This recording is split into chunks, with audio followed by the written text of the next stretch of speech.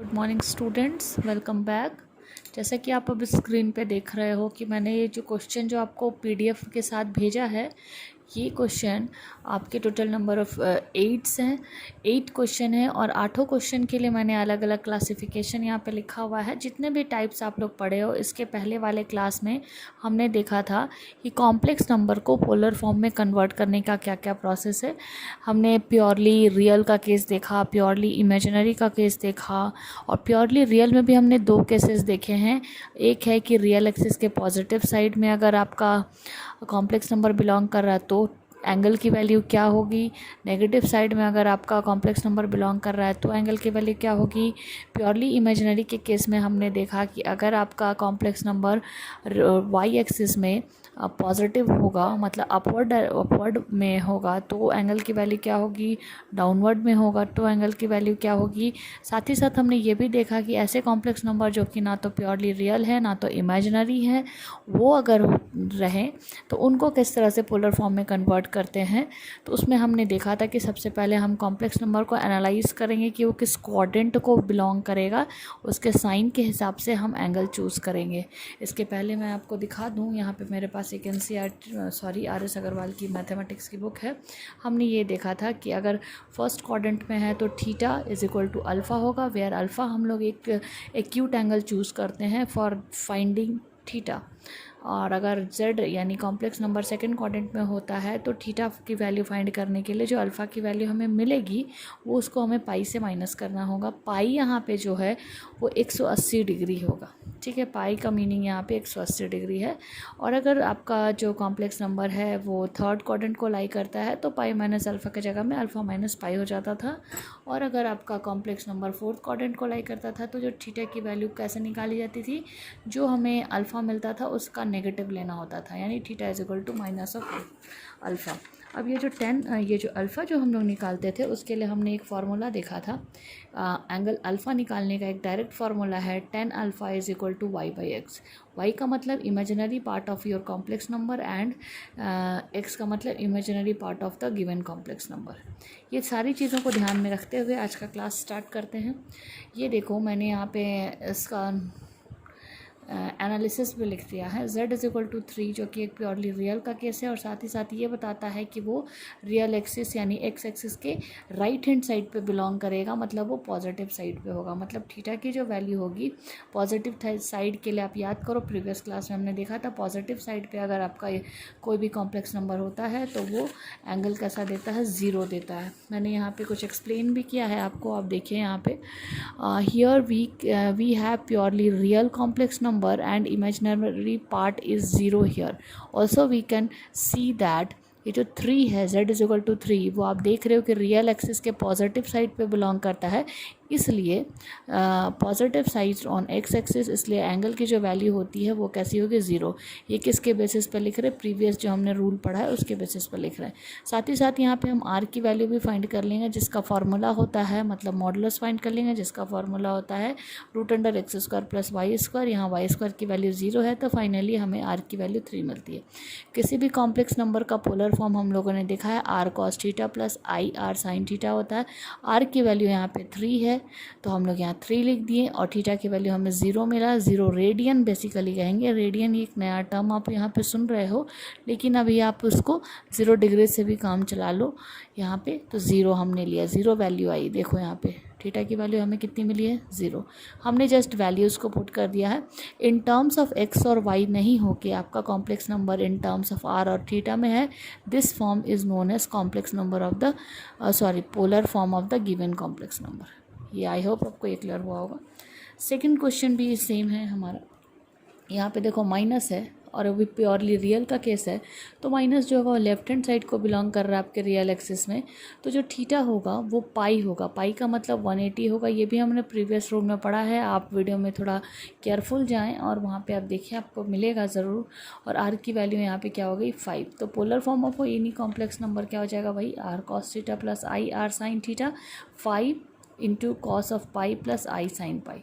अब मैं यहाँ पे क्वेश्चन नंबर 3 और क्वेश्चन नंबर 4 के लिए कुछ हिंट कर दी हूँ ताकि आप इसे खुद से बनाएं। मैं नहीं बनाना चाह रही हूँ इसको, अगर आप बनाओगे तो आपको एकदम से क्लियर हो जाएगा। मैं आपको हिंट लिखी हूँ कि z is equal to 3i जो कि प्योरली इमेजनरी का केस है, प्लस इमेजनरी का मतलब y एक्सिस को बिलोंग करेगा, पॉजिटिव है तो अपवर्ड ऑफ y जाएगा। अपवर्ड ऑफ y में एंगल की वैल्यू हम लोग π/2 लेते हैं। π/2 का मतलब 90 डिग्री होता है। π/2 का मतलब कितना होगा, 90 डिग्री होगा। और r की वैल्यू आप निकाल के चेक कर सकते हो, r की वैल्यू यहाँ पे 3 है। सिमिलरली मैंने इस क्वेश्चन के लिए भी हिंट लिखा हुआ है कि प्योरली इमेजिनरी का केस है, डाउनवर्ड में जाएगा। डाउनवर्ड में हम लोग -π/2 लेते हैं थीटा की वैल्यू, और r की वैल्यू यहाँ पे 3 हो जाएगी। सिमिलरली फिर क्वेश्चन नंबर 5 पे हम लोग चलते हैं। क्वेश्चन नंबर 5 आप देख रहे हो कि x भी है y भी है, यानी कि ये ना तो प्योरली इमेजिनरी का केस है ना तो प्योरली रियल का केस है, जो मैंने ऑलरेडी लिखा हुआ है। तो इस तरह के क्वेश्चंस को सॉल्व करने के लिए हम लोग फाइंडिंग r और थीटा जो हम लोग फाइंड करेंगे for that type of question जिसमें x और y दोनों होंगे, उसमें हम लोग स्टेप फॉलो करेंगे। पहला एक स्टेप में हम लोग ये पहले या तो चाहे r निकाल सकते हैं या तो थीटा, मैंने यहाँ पे थीटा निकाला हुआ है, आप r भी निकाल सकते हो, नो प्रॉब्लम। यहाँ पे स्टेप 1 हुआ है कि सबसे पहले तो हम लोग चेक करेंगे कि जो z है हमारा, जो गिवन क्वेश्चन जो z होगा वो किस क्वाड्रेंट को लाइक करेगा। यहाँ पे क्वाड्रेंट का मतलब हम लोग ऑलरेडी मैंने आपको बताया हुआ है कि कार्टेशियन फॉर्म में हम लोगों ने इसे क्लास 7 में पढ़ा था। फर्स्ट क्वाड्रेंट प्लस प्लस होता है, सेकंड क्वाड्रेंट माइनस प्लस होता है, थर्ड क्वाड्रेंट माइनस माइनस होता है, और फोर्थ क्वाड्रेंट जो होता है प्लस माइनस होता है। ये आप क्लास 7 में पढ़े हुए हैं, 7 क्लास में। तो यहाँ आप देख रहे हो कि x भी पॉजिटिव y भी पॉजिटिव, तो ये फर्स्ट क्वाड्रेंट हुआ। तो फर्स्ट क्वाड्रेंट में जब अगर आपका z बिलोंग करेगा तो थीटा की जो वैल्यू होती है वो कैसी होती है, अल्फ़ा के बराबर होती है। थीटा की वैल्यू कैसी होती है, अल्फ़ा के बराबर होती है। थोड़ी देर पहले मैंने जब क्लास स्टार्ट किया था तब भी मैंने आपको बताया था कि फर्स्ट क्वाड्रेंट पर लाई करेगा तो थीटा की वैल्यू कैसी होगी, अल्फ़ा के बराबर होगी। वही चीज़ यहाँ लिखा हुआ है। तो सबसे पहले हमें अल्फ़ा तो ढूंढना पड़ेगा भाई। तो अल्फ़ा के लिए हम लोग एक एक्यूट एंगल अल्फ़ा चूज़ करेंगे, जिसका डायरेक्ट फार्मूला हमने पढ़ा था tan alpha is equal to y/x। y की वैल्यू यहाँ पे 4 है और x की वैल्यू 3 है। मैंने 4/3 लिख दिया, क्योंकि 4/3 डायरेक्ट वैल्यू नहीं देता है tan के लिए, इसलिए मैंने 10 को पलट दिया, उलट दिया, पलट दिया। ये सारे चीज़ें मैथमेटिक्स में इन्वर्स कॉल्ड होते हैं। क्या कॉल्ड होगा, इन्वर्स। पहले लेफ्ट हैंड साइड में दिख रहा था 10, अभी किधर आ गया, राइट में, तो ऐसा वाला साइन बन गया। अगर ये पहले राइट में होता और उधर लेफ्ट में जाता तो भी ऐसे ही वाला साइन बनता। This sine is called inverse. किसका इन्वर्स, जो दिखाई दे उसका इन्वर्स। यहाँ पे क्या दिखाई दे रहा है, 10, तो यहाँ पे ये 10 का इन्वर्स हो गया। ठीक है, 4/3। ठीक, अल्फ़ा की वैल्यू 4/3, और हम जानते हैं कि अगर हमारा z फर्स्ट क्वाड्रेंट को लाई करेगा तो थीटा अल्फ़ा दोनों बराबर हो जाएंगे। तो तो यहाँ थीटा की वैल्यू क्या होगी, 10 इन्वर्स 4/3। आप r की वैल्यू निकाल लो। r की वैल्यू तो आप जानते ही हो कि x square plus Y square 16 + 9 is equal to 25 is equal to 5 हो गया। तो polar form of a complex number क्या हो गया, r cos theta plus I R sine theta. यहाँ पे देखो r की वैल्यू 5, cos ऑफ थीटा की वैल्यू कितनी है, 10 इन्वर्स 4/3। जैसा मिल रहा है वैसे ही लिखना है, नो वरीज, नो टेंशन। कुछ सोचना नहीं कि अरे ऐसा दिख रहा है वैसा दिख रहा है, इतना बड़ा दिख रहा है एंगल, उतना छोटा दिख रहा है एंगल, नो वरीज। जैसा आपको मिला है आपको वैसे ही लिखना है। आई साइन ऑफ 10 इन्वर्स 4/3। ये क्वेश्चन आपको समझ में आया हो, नहीं समझ में आया हो पर्सनली कमेंट करके पूछे कि कहाँ पे समझ में नहीं आ रहा है।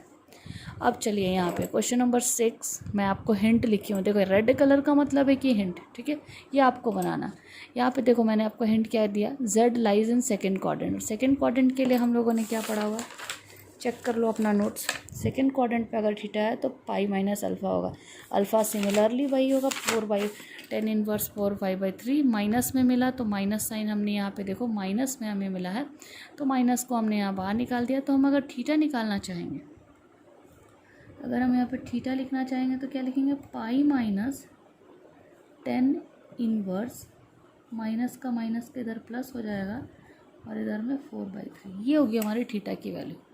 थीटा लिखना चाहेंगे, ऑलरेडी हमारे पास माइनस था और पाई माइनस, तो माइनस माइनस प्लस हो गया, पाई प्लस 10 इन्वर्स 4/3। ये होगी थीटा की वैल्यू, आर की वैल्यू 5। सिमिलरली क्वेश्चन नंबर 7 और क्वेश्चन नंबर 8 के लिए मैंने हिंट दिया हुआ है। मैं इसको बहुत एक्सप्लेन इसलिए नहीं करना चाहती हूँ कि मैं चाहती हूँ कि इसे आप अपने से खुद से बनाएं, ताकि आपके दिमाग में चीज़ें जाएँ कि आपको क्या चीज़ नहीं समझ में आ रही है। Take it seriously, make this questions, do it question, do which number, कौन कौन से आपको करने हैं, question number 3, question number 4, question number 6, 7 और 8। There are total 5 number of questions जो आपको खुद से करने हैं। अब आप एक और चीज़ देख रहे होगे कि सॉरी मेरा पेज यहाँ पे उड़ गया था, यहाँ मैंने होमवर्क लिखा हुआ, होम वर्क, ठीक है, होमवर्क लिखा हुआ क्या है, RS अग्रवाल बुक से पेज नंबर 194 टू 199, ये आपका सॉल्व्ड एग्जाम्पल का page number is given and also one exercise is also here which is 5D। ये आपको बना के रखना। अगर आप इतने क्वेश्चंस को कर लेते हो, आपका कॉम्प्लेक्स नंबर का the most important part polar form यहाँ पे जाके ख़त्म हो जाएगा। अगर आप पूरे के पूरे क्वेश्चन नहीं भी कर पाते हो तो नो वरीज, अगर आप 80% 90% क्वेश्चन भी कर लेते हो और आप कॉन्सेप्ट को पकड़ लेते हो कि कोई भी Z is equal to Cartesian form में अगर कोई कॉम्प्लेक्स नंबर है तो उसको पोलर फॉर्म में कैसे कन्वर्ट करना है, तो आपका प्रॉब्लम सॉल्व है। ठीक है, मेन जो ऑब्जेक्टिव है ना इस टॉपिक को पढ़ाने का, वो ऑब्जेक्टिव ये है कि आपको कॉन्सेप्ट क्लियर हो जाए। नंबर अब 100 क्वेश्चन बनाना है, 200 क्वेश्चन बनाना, ये मेरा ऑब्जेक्टिव नहीं है। मेरा ऑब्जेक्टिव है कि आपको इसका कॉन्सेप्ट क्लियर हो जाए। अगर आपको 20 क्वेश्चन में भी अगर इसके कॉन्सेप्ट क्लियर हो जाता है तो 20 ही बनाइए, लेकिन concept must be clear here.